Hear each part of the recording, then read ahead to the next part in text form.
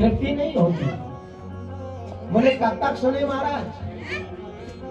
तो हरि चित्तम समासरी, जब तक चित्त माने हृदय में उस परमात्मा का प्रादुर्भाव नहीं हो जाता, मेरे बाल कृष्ण प्रभु का प्रादुर्भाव नहीं हो जाता, सुनते रहो तृप्ति नहीं होती। सूत जी सौनकाद ऋषियों को सुना रहे हैं, हे ऋषियों, बड़े बड़े प्रेतों का उद्धार भागवत जी के द्वारा हुआ है। पंचोग्र पापा छल छत्म कारिणा दुक्रूरा पिशाचा यो निर्दयासी क्रोधाग्नि दग्धा कुटिलास कामिना तो सत्ता कीन कलो पुनर्तिते। बोले महाराज किन किन पापियों का उद्धार हुआ? तो धुंधकारी जैसी पापी जीव का उद्धार 7 दिन की कथा सुनने से उद्धार हुआ है। दिव्य रूप धरो रामा तुलसी दाम मंडिता, दिव्य रूप धारण करके, चतुर्भुज रूप धारण करके पीताम्बरी लहराते भी और दिव्य धाम को भगवान नारायण के पार्षदों के सहित धुंधकारी जैसा पापी गया है, जिसने जितने पाप हो सकते थे हो सकते हैं जीवन में सबकी 7 दिन की कथा सुनी।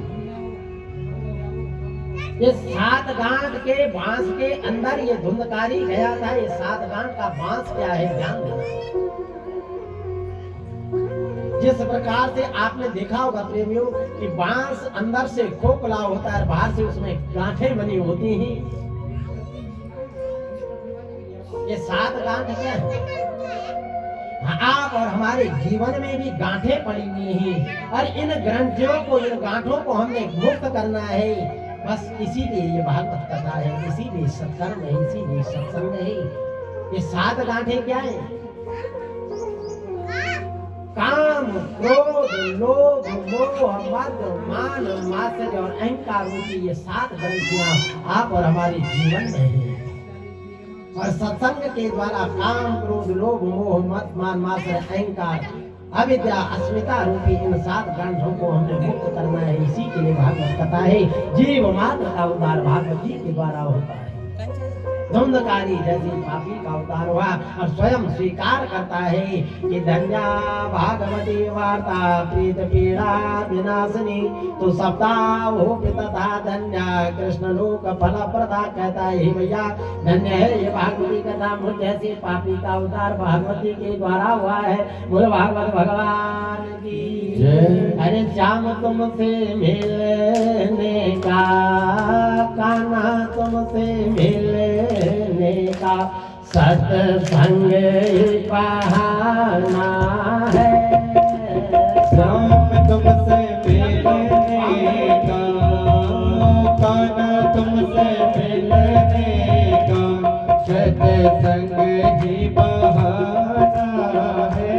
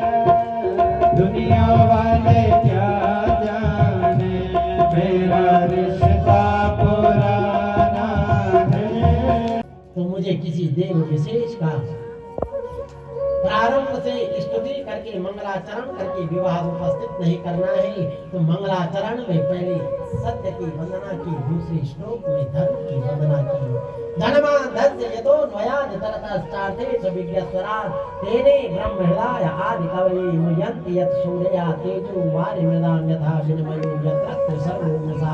तो धाम्ना स्वेन सदा निरस्तकुहकं सत्यं परं धीमहि।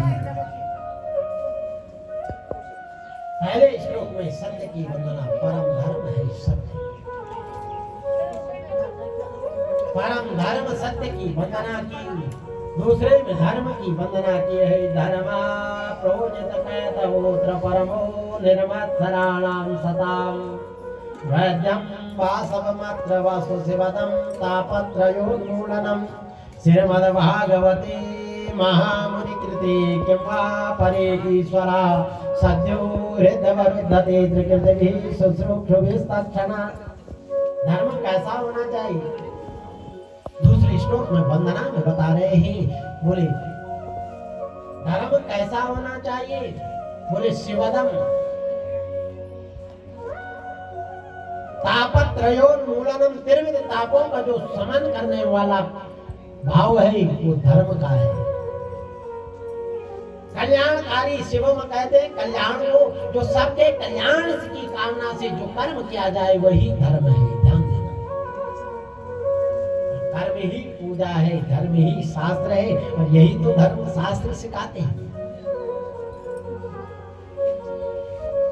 शिवदम बोले सबका कल्याण करने वाला, कल्याणदम सबका कल्याण करे ऐसा कर्म करिए, दूसरे में धर्म की वंदना।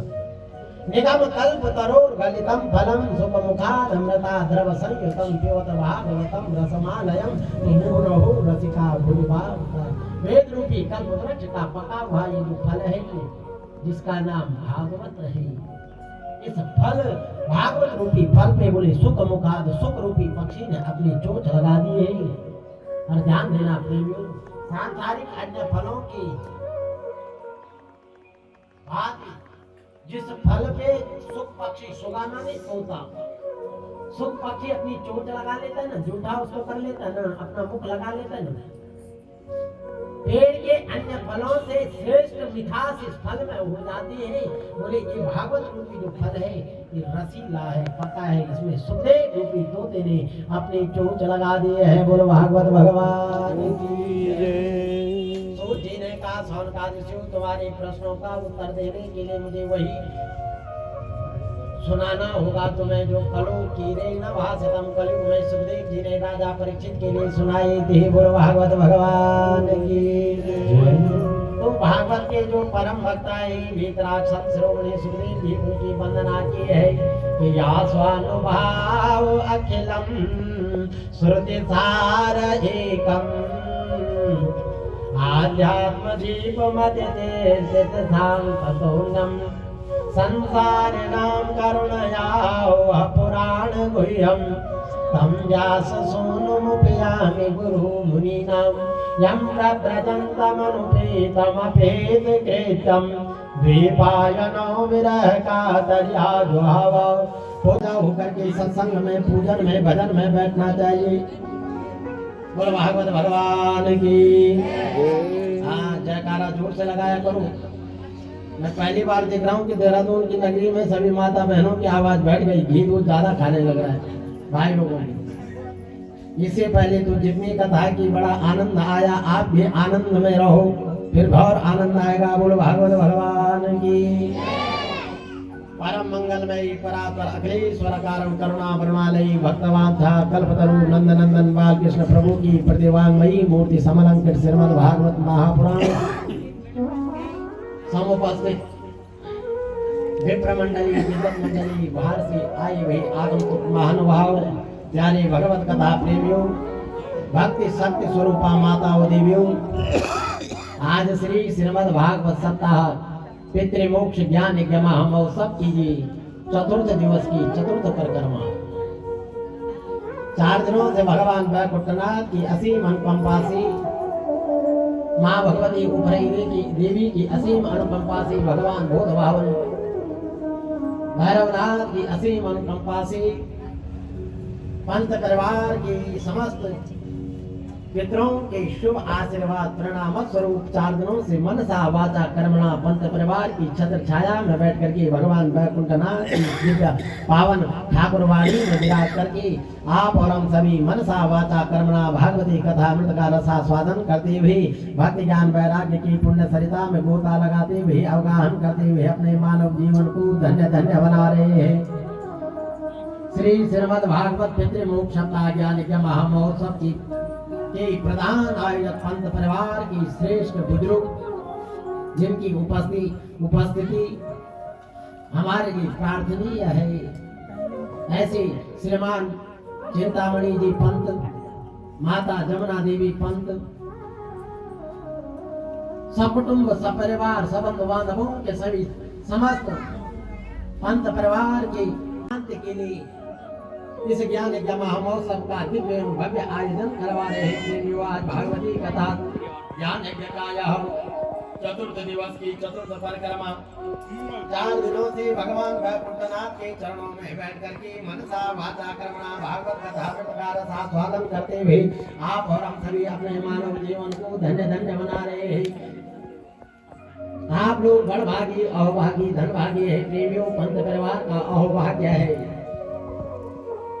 हरिकुलम पवित्रम जननी कृतार्था वसुंधरा भाग्यवतीं च तेषां स्वर्गं गताया ये पितरो हि तेषां येषां कुले वैष्णवनामधेयम्। जीव के जन्म जन्मांतर कल्प कल्पांतरों के पुण्यों का उदय होता है प्रेमियों। तब कहीं मानव जीवन में ऐसी शुभ घड़ियां प्राप्त होती हैं। हरि बिनु हरि कृपा मिले नहीं संता हर संत दरस बिनु नहीं सत्संग। ठाकुर की महान कृपा होती है तो तब कहीं ऐसे अवसर जीवन में प्राप्त होते हैं। सदाम सज्जनाना संगा सत महापुरुषों का संग मिलता है, सद जीवों का संग मिलता है। और जब सद जीवों का संग मिलता है तो सद परिवार का संगठन बनता है। ध्यान देना।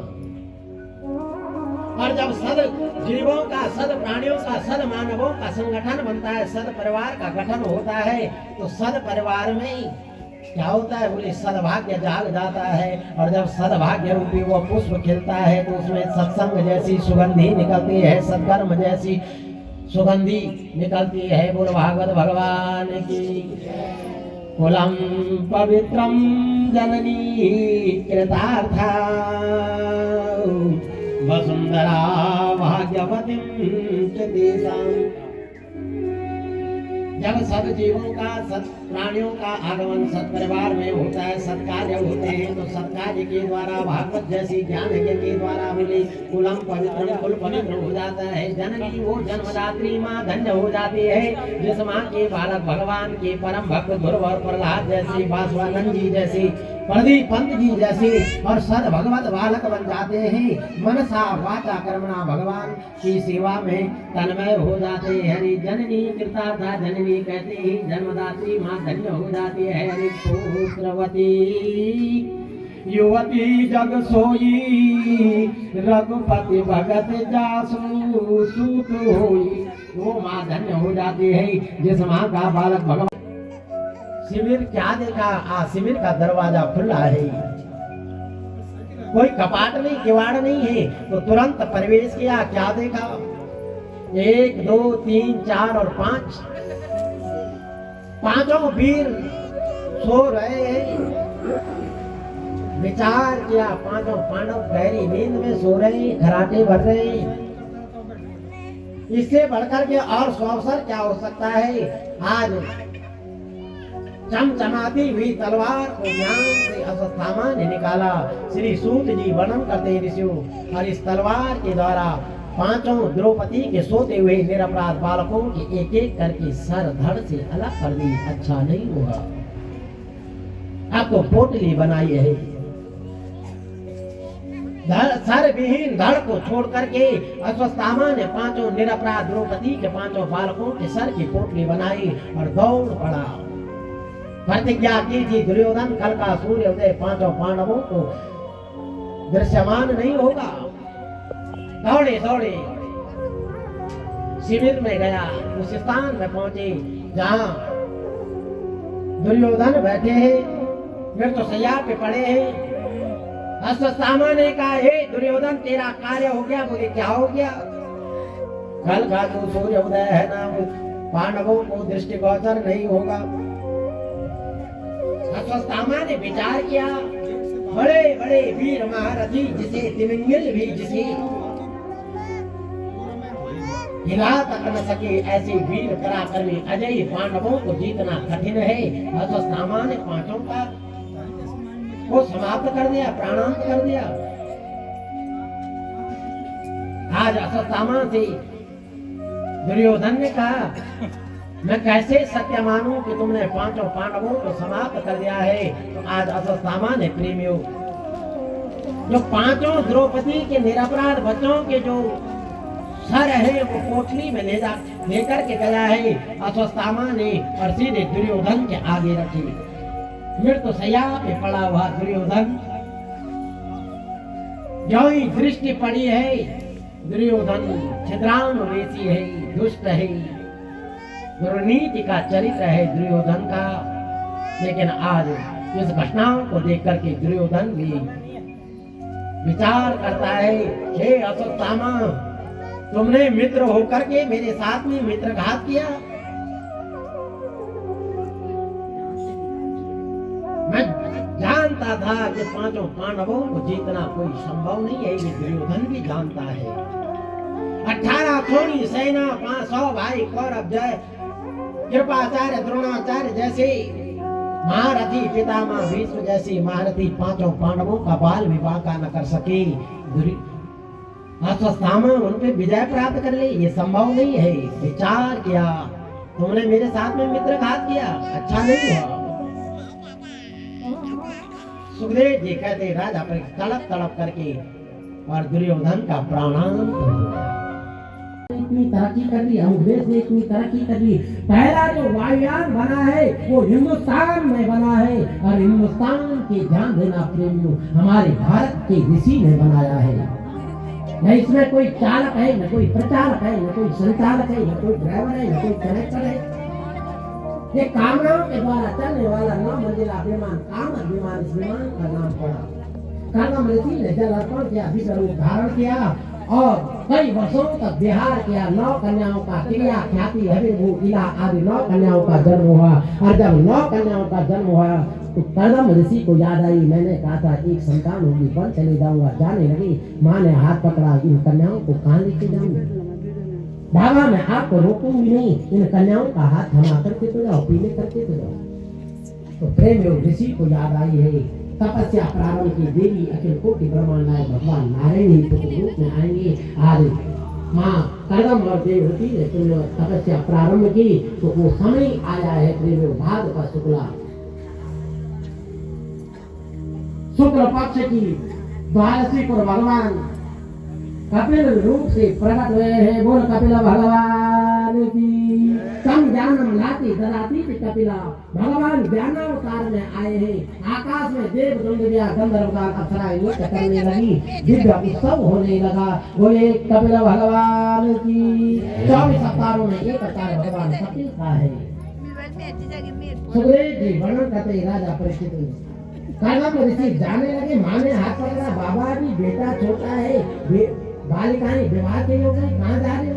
बालक तो नादान है, नवजात है। तो पिता माँ ब्रह्मा के सही देव गुरु बृहस्पति आए हैं। 9 ऋषि आए, 9 ऋषियों के साथ में 9 कन्याओं का विवाह संपन्न हुआ। कर्दम ऋषि वन की ओर चले गए। भगवान कपिल ने कहा, पिता आप अपना आत्म कल्याण करो, माँ की चिंता मत करो। भगवान कपिल से प्रेमियों माँ देवहूति का संभाल होता है। गजराज भगवान की शरण में जाने लगा तो भगवान ने प्रेमियों हरि रूप धारण किया, काल रूपी ग्रह का उद्धार किया और जीवात्मा रूपी गजराज का उद्धार किया है। बोल हरि भगवान की। हरे चक्र चलाया था श्याम तेरी उंगली में, बोलो चक्र चलाया था श्याम तेरी उंगली में, चक्र चलाया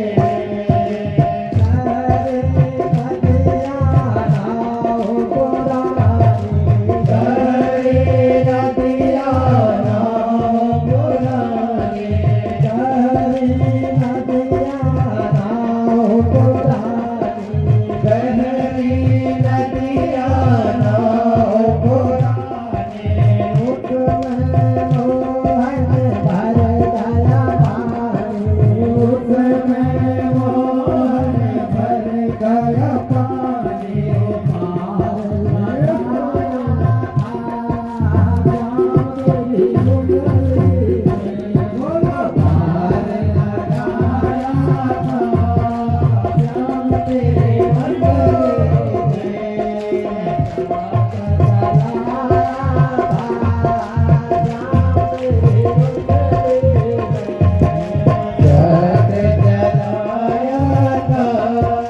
श्याम तेरे मंगले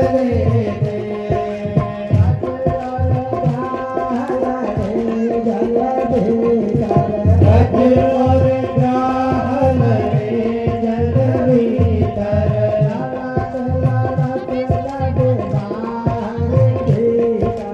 लड़त लड़त कन बाहर भीतर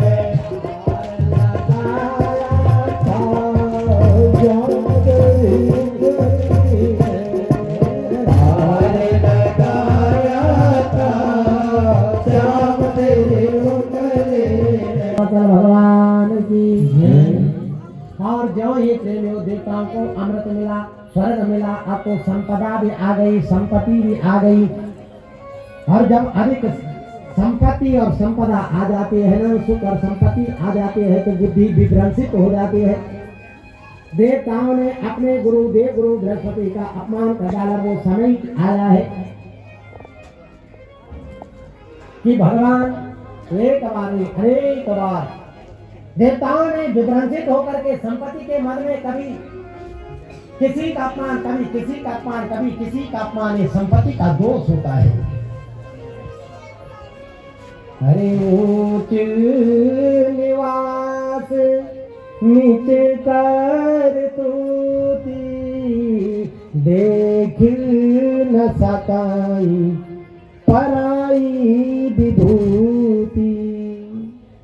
निवास कभी कभी पद तो बहुत बड़ा मिल जाता है, लेकिन पद में अभिषिक्त होने वाले जीव के कर्म अच्छे नहीं होते, उसके कर्म अच्छे नहीं होते और फल पद का नहीं मिलता, फल कर्मों का मिलता है। आज देवताओं ने स्वर्ग में जाकर के दुर्वासा नाम के ऋषि का अपमान किया। ब्रह्म हत्या सवार हुई है, ऋषियों का अपमान करते हैं, कभी ब्रह्म हत्या सवार हो जाती है।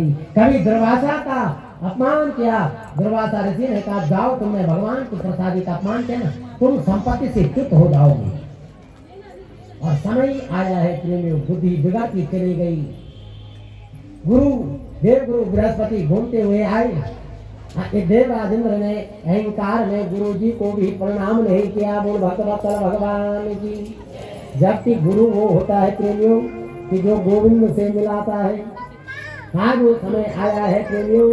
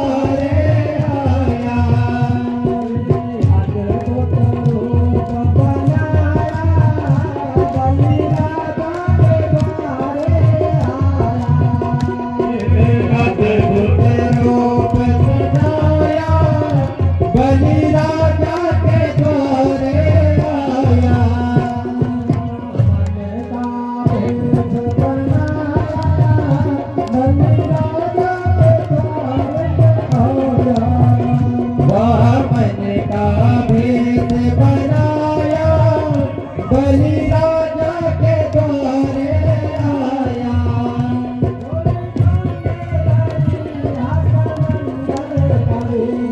जय श्री कृष्णा दोस्तों, कैसी लगी आपको आज की यह वीडियो? कमेंट बॉक्स में लिखकर अवश्य बताएं। यदि पसंद आई हो तो लाइक करें, कमेंट करें और ज़्यादा से ज़्यादा लोगों तक इस वीडियो को शेयर करें। यदि आपने अभी तक मेरे चैनल को सब्सक्राइब नहीं किया है तो कृपया चैनल को सब्सक्राइब कर लें।